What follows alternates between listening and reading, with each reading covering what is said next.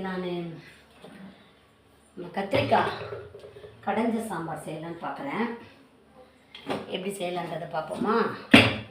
அதுக்கு தேவையான பொருட்கள் இப்போ நான் ஒரு குக்கர் எடுத்துக்கிறேன்.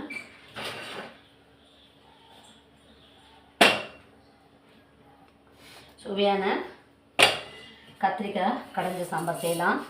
அதுக்கு நான் கொஞ்சோண்டு தோரம்பருப்பு எடுத்துக்கிறேன். ரொம்ப எடுக்கலை, தண்ணியாக இருக்கணும் சாம்பார், அப்போ தான் நல்லாயிருக்கும் கத்திரிக்காய் கடைஞ்ச சாம்பார். இதை பாருங்கள், கொஞ்சம் தான் பருப்பு எடுத்துருக்கேன். எப்போதும் கையோடு நம்ம எந்தெந்த பொருள் எடுத்து கொஞ்சம் அந்த வீட்டில் வச்சுக்கணும், அப்போ தான் இடம் சுத்தமாக இருக்கும் கிச்சன். கொஞ்சமாக பருப்பு எடுத்துருக்கேன், அதை நல்லா வாஷ் பண்ணி எடுத்துக்கிறேன்.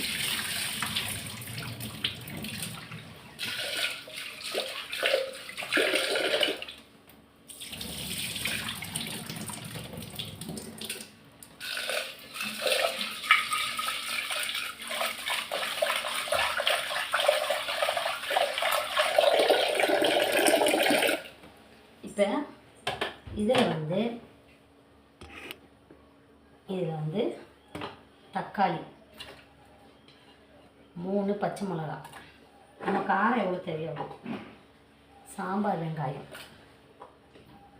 தோல் உரிச்சா சாம்பார் வெங்காயம், அடுத்தது மஞ்சள் தூள், புளி ஊற போட்டு வச்சுருக்கேன், பெருங்காயத்தூள், வெந்தயம்,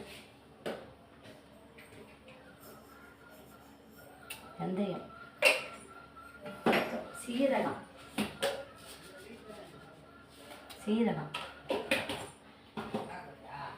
இப்போ நான் கழுவி வச்சுருக்கேன், கட் பண்ணி வச்சுருக்கேன் கத்திரிக்காய், கடைஞ்ச கத்திரிக்காய் சாம்பார்.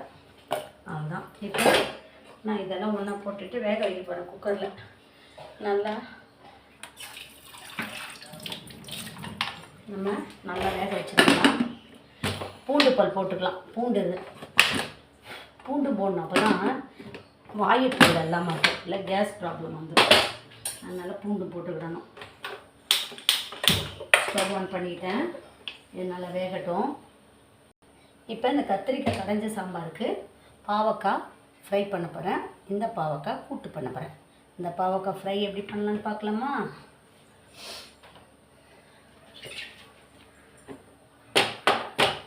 இதை கழுவி எடுத்துகிட்டு வந்துடுறேன். ரொம்ப டேஸ்டியான பாவக்காய் ஃப்ரை, டேஸ்டி அண்ட் சிம்பிள். இப்போ இந்த பாவக்காவை நான் ரவுண்டாக மெலிசாக கட் பண்ணிக்கிறேன். பாருங்கள், மெலிசாக ரவுண்ட் ஷேப்பில் இதை அப்படியே ஃப்ரை பண்ண போகிறேன். எண்ணெயில் மிளகாத்தூள் உப்பு போட்டு ஊற வச்சுட்டு அப்படியே ஃப்ரை பண்ணேன்னா அந்த சாம்பாருக்கு, கத்திரிக்காய் கடைஞ்ச சாம்பாருக்கு இந்த பிட்டர் கார்டு ஃப்ரை ரொம்ப டேஸ்டியாக இருக்கும்.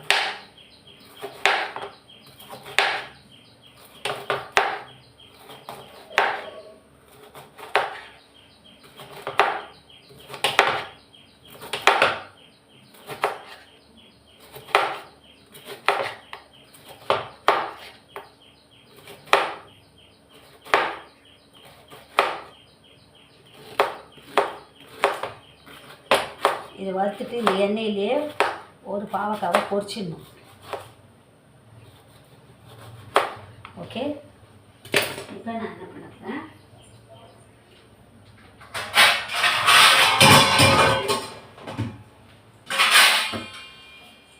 இதை எடுத்துக்கிறேன். தட்டில் தனியாக எடுத்து வச்சுப்போம்.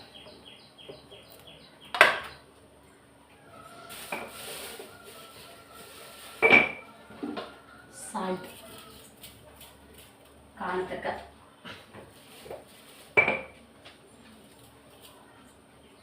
சால்ட் போட்டுக்கிட்டேன்னா மிளகாத்தூள், காரத்துக்கு மிக்ஸ் பண்ணி விட்டுக்கிட்டேன்னா கொஞ்சமாக புளி கரைசல், புளி தண்ணி லைட்டாக. பாவக்காய் சாம்பார் வச்சா இன்னும் டேஸ்ட்டாக இருக்கும். அது நான் வீடியோவில் போட்டிருக்கேனே பாவக்காய் சாம்பார் எப்படி செய்யறதுன்ட்டு. இப்போ நான் இது வந்து வெயிலில் போய் காய வச்சுட்டு போகிறேன். மழை விட்டுருக்கு, கொஞ்சம் வெயில் அடிக்குது வெளியில். அதனால் இது வெயிலில் நல்லா புளிக்கிட்டு வெயிலில் காய வச்சுட்டோன்னு வச்சுங்க, அப்படியே ஃப்ரை பண்ணிட வேண்டியது தான்.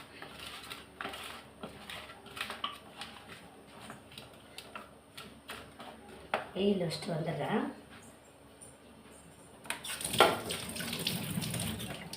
அடுத்தது இந்த பாவக்காவை நான் கூட்டு பண்ண போகிறேன்.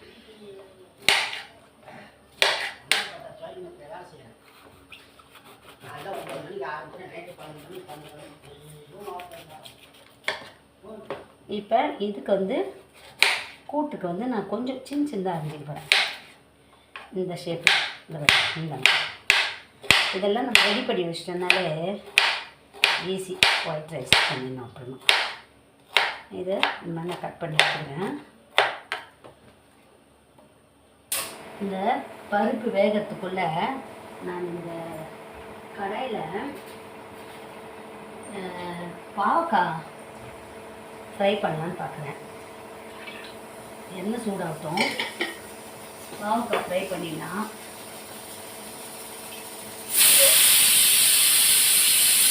இப்போ பருப்பு நல்லா வெந்துருச்சு. இதை ஓரமாக வச்சுக்குவோம்.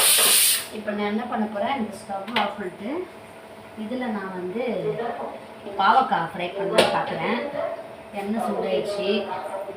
நான் வெயிலில் காய வச்சுருந்த பாவக்காவை எடுத்துகிட்டு வந்திருக்கேன்.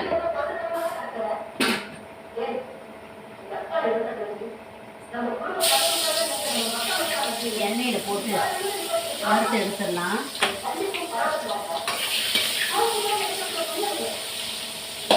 வறுத்துட்டு அடுத்தது வந்து சாம்பார் தாளிக்கணும். இது பாருங்க, நல்லா ஃப்ரை ஆயிடுச்சு பாவக்காய். இதுமாதிரி ஃப்ரை பண்ணி எடுத்துக்கிட்டேன்னா இன்னும் கொஞ்சம் போதும்.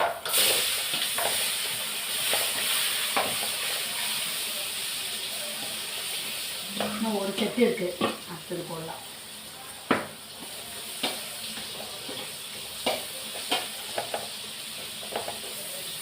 கத்திரிக்காய் கடைஞ்ச சாம்பாருக்கு பாவக்காய் ஃப்ரை இதெல்லாம் அப்படியே ஃப்ரை பண்ணி எடுத்துட்டு சாம்பார் இன்னும் தாளிக்கணும், ஒயிட் ரைஸ் பண்ணணும். அடுத்தது வந்து இன்னும் ஒரு சின்னதாக கட் பண்ணி வச்சுருந்த பாவக்காய் ஃப்ரை பண்ணணும். இப்போ மண் சட்டி வச்சுருக்கேன். இதில் சாம்பார் வந்து கத்திரிக்காய் கடைஞ்ச சாம்பார் வந்து தாளிக்க போகிறேன். இப்போ பாருங்க, சிம்பிள் ரவுண்டாக கட் பண்ணிவிட்டு உப்பு மிளகாத்தூள் போட்டு வெயிலில் காய வச்சுட்டு அதுக்கப்புறம் எண்ணெயில் போட்டு பொரித்து வறுத்து எடுத்துட்டேன். இதுதான் இன்றைக்கி பாவக்காய் கத்திரிக்காய் கடைஞ்ச சாம்பாருக்கு இதுதான் சைட் டிஷ். இது ஒன்று ரெடி பண்ணிட்டேன். அடுத்தது சாம்பார் பண்ண போகிறேன், தாளிக்க போகிறேன். எண்ணெய் ஊற்றிக்கிறேன். மண் சட்டியில் எண்ணெய் ஊற்றிட்டேன். எண்ணெய் சூடாகட்டும். அதுக்கு நடுவில் நம்ம வெந்தயத்தை போட்டுப்போம். 2-3 காஞ்ச மிளகாய் போட்டுப்போம். கிள்ளி அதுக்கு நடுவில் கொஞ்சம் கருவேப்பிலையை கழுவி எடுத்துன்னு போட்டுடலாம்.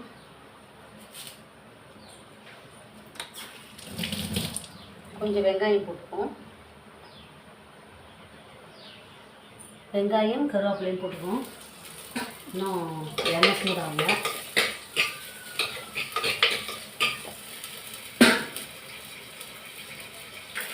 வெங்காயம் நல்லா நல்லா பொன்னிறமாக வந்துடுச்சு. இப்போ பாருங்கள், இது இப்படியே கடைஞ்சிக்கிறேன். இப்போ கொஞ்சமாக புளி ஊற்றிக்கிறேன். அப்போ தான் ரொம்ப ஊற்ற தேவையில்ல, புளி ரொம்ப கம்மியாக ஊற்றிட்டா போதும். அதுதான் சாம்பார் வந்து நல்லாயிருக்கும். இப்போ இதில் வந்து தேங்காய் சீரகம் அரைச்சி கூட போட்டுக்கிடலாம் ஃபைனலாக.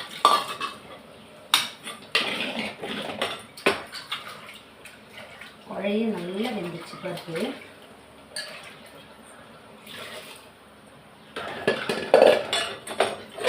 செம்ம டேஸ்டியான சாம்பார். உப்பு போடலாம். உப்பு கொஞ்சம் போட்டுக்கிட்டேன். கத்திரிக்காய் கடைஞ்ச சாம்பார். இன்னும் கொஞ்சம் தண்ணி ஊற்றிக்கிடலாம்.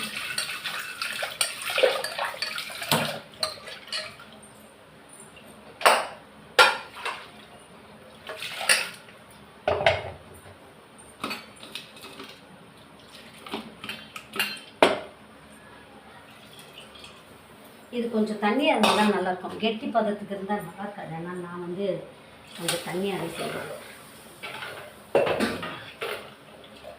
சுவையான கத்திரிக்காய் கடைஞ்ச சாம்பார். இதுக்கு சாம்பார் பொடி போடனா போட்டுக்கலாம், மிளகாத்தூள் போடனா போட்டுக்கலாம், இப்படியே விட்டுடலாம். நான் இப்படியே விட்டுற போகிறேன். சுவையான சாம்பார், கத்திரிக்காய் கடைஞ்ச சாம்பார் ரொம்ப டேஸ்ட்டாக இருக்கும். அதுக்கு இந்த பாவக்காய் வத்தல், பாவக்காய் ஃப்ரை, இது வந்து கத்திரிக்காய் கடைஞ்ச சாம்பார். இப்போ இது ஒரு மாடல் நான் ஃப்ரை பண்ணேன். இப்போ இனிமேல் இது வந்து நான் பொடி மாஸ் பண்ண போகிறேன். இது வந்து பாவக்காய் பொடி மாஸ். அதுக்கு நான் கடாயை எடுத்து வச்சுருக்கேன். எண்ணெய் ஊற்றிக்கிறேன். இதை வந்து நல்லா மொறுன்னு இருக்கும் அந்த பொடி மாஸ். எண்ணெய் ஊற்றிட்டேன். இப்போ அதுக்கு நான் வந்து வெறும் சோம்பு தான் போட போகிறேன். சோம்பு தான் போட்டுக்கிட்டேன். அதாவது பெரும் சீரகம் சொல்லுவோம்ல, அது போட்டுக்கிட்டேன். இந்த எண்ணெயிலே வெறும் பாவக்காய் மட்டும் நான் போட்டுக்கிறேன். செம்ம டேஸ்ட்டாக இருக்கும் இந்த பொடி மாஸ், பாவக்காய் பொடி மாஸ். ஒன்றுமே இல்லை, வெறும் கருவேப்பிலை போட்டுருக்கேன். இப்போ கருவேப்பிலை போட்டுருக்கேன்னா கருவேப்பிலையும் பாவக்காய் மட்டும்தான் நான் ஃப்ரை பண்ணுறேன் எண்ணெயில். இதுக்கு வந்து நான் சால்ட்டு தான் போட்டுக்கிறேன். ரொம்ப சால்ட்டு போட வேண்டாம். சால்ட்டு போட்டுக்கிட்டேன். அப்படியே ஃப்ரை பண்ணுவோம். பொடி மாஸ் ரொம்ப கசக்கே இல்லாமல் செம்ம டேஸ்ட்டாக இருக்கும். இனிமேல் தான் ஒயிட் ரைஸ் ஆகும். இது முடிச்சுட்டோன்னா ஒயிட் ரைஸ் வச்சுக்கணும். நல்ல எண்ணெயிலே பொரியட்டும். பாருங்க, நல்லா ஃப்ரை ஆகிடுச்சு பாருங்கள். இப்போ நான் வந்து மிளகாத்தூள் போட்டுக்கலான்னு பார்க்குறேன். குழம்பு மிளகாத்தூள்.